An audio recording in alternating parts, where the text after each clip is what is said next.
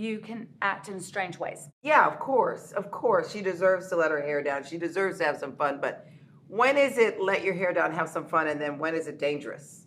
Here's the thing also I'd like to say. Dorit's known me for what, 7 years now? Have you ever seen me like that? No. No. I have always been the most in control, uptight, tightly laced. PK was like, Erica, you're such a good time. I was like, yeah, I know. Where has this woman been? I'm like, no, it's the real me. Like, you know, whatever. No, we have wanted.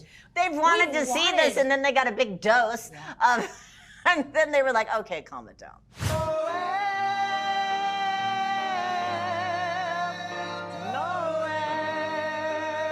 I think that's why a lot of us that have known her for a long time, we weren't looking at it as like, oh, you shouldn't be doing this. No, the women like, that so know excited. me for many years were actually very supportive, and they were like, you actually earned the right to do this. But I think there were some others in the group that wanted to make something of it that it really isn't, whatever.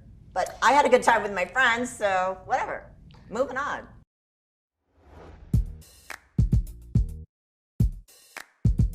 After Diana's party, you have a conversation with Lisa Rinna about the aftermath. How was your holiday party? How was our holiday party? I don't really remember. I wouldn't think you would. Our girl was faced. I mean, Yeah. you were slurring your words. You were out of control.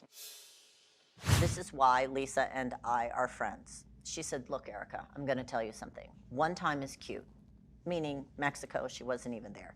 And she referenced herself. She said, drunk Rinna is fun once. Drunk Rinna is not cute twice.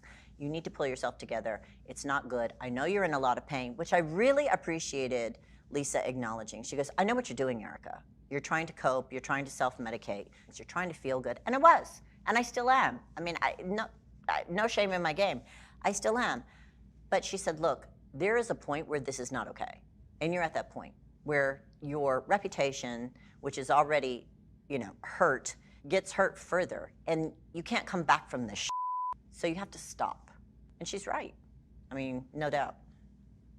And then shortly after that, you and Garcelle meet, and she voices her concern.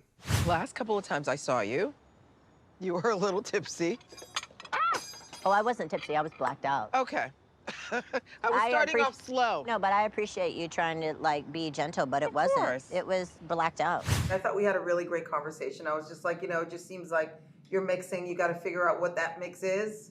Medicine, and thinking I could drink on it, just like this. Because it's not working. And she actually owned it and said, yeah, you're right. I have to figure that out. I think maybe one drink is my limit.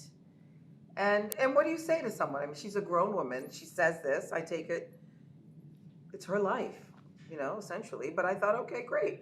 She's got a handle on it, and she's got it. Here's the thing with Garcelle. I always feel like Garcelle takes a little bit harder line with me when it comes to these things. But I was looking for a little bit more understanding because she had dealt with her eldest son, Oliver's addiction. My son Oliver has dealt with addiction. Oh, wow. We've been through so much. But I didn't feel like I got it, but I really would have liked it. did you feel like it was more judgmental and less concern? Yes.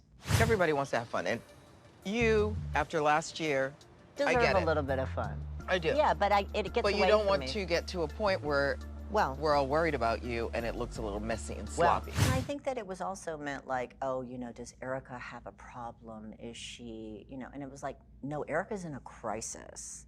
And Erica's trying the best she can to show up every day. If you started acting like that, Erica's really concerned too. Have your baby mama contact me. We can get it in three-way. It's all good. Oops. With them here. You would say something to me. I wouldn't be like, And vice oh, versa. Garcelle's is having Right. fun. I'd be like, Garcelle, what in the hell? Right. You look like a disaster area. Right. And we got to get this together. Right. And that's what we wish the other women would say. Well, they're her friends. Because they're closer, right? They're closer to her. And I don't think that they necessarily look like her great friends. There, I said it. You did. When you see someone in pain, you know what they're doing to themselves. You're trying to escape this, I mean, it's rough. Day after day getting hit with things and just you're out here by yourself, trying to navigate. It gets tough, you know. So I would appreciate it if I was just given a little bit of grace, but I'm not giving, you know. I'll get it from some, but not from others. Can you tell us a little bit about your rules for dating? Go through these rules all the time. People need to understand these rules because they're very good. One, I go for a drink. I don't do coffee because I don't drink coffee. You don't want me on coffee. She knows. No. So I go for a drink, not dinner, because if you get caught in dinner and they're boring or terrible, You're stuck. You're stuck. Yeah. So just a drink. And But then- how do you get up after that one drink? That's my thing. I'm like, No, I'm like, gotta go. okay. And also, Josh is lurking around somewhere. He's always like in the corner. I didn't know you take Josh. He like hides. That's brilliant. Yeah. Josh, my assistant, is usually stalking me somewhere, making sure that I don't get roofied. Because that does happen. Because what if this guy's like, you know, Ted Bundy or something, and he wants to kill me? I always wondered that. Yeah. And remember that one time I went on this date, and I had one drink, and he made me split the bill, and I was like, I had one drink. The worst. And then he asked me for cash for the valet. Yeah. And I was like, okay, here's $20. And Josh in Georgia, who works in my store, I had parked my car at the store. I walked to the store, and Georgia, because she had been spying on the date, came back to the store and she goes, Sutton. He went back into the place. So He didn't even use the $20. I think he used the $20 to go get another drink. I just have the worst luck.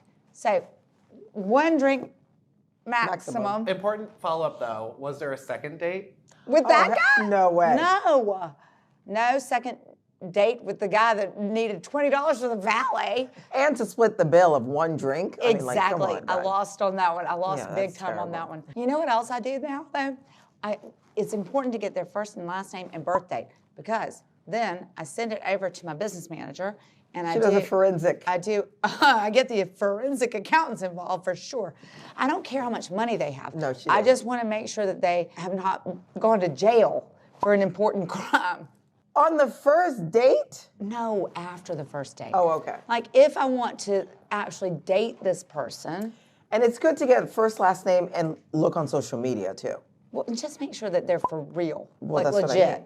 If they don't have a digital footprint, that's a little flag. I agree. Yep. Or if they won't give you their last name, that's a weird. flag. Yep. Why don't you have a last name? Yeah. Everybody's got a last name. Yeah, I've seen a lot of I'm like that Sutton movies. Stratton. Nice to meet Yeah. you. What's your name? Rodney. Rodney what?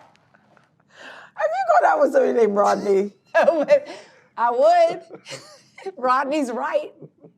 Why not Rodney? Okay.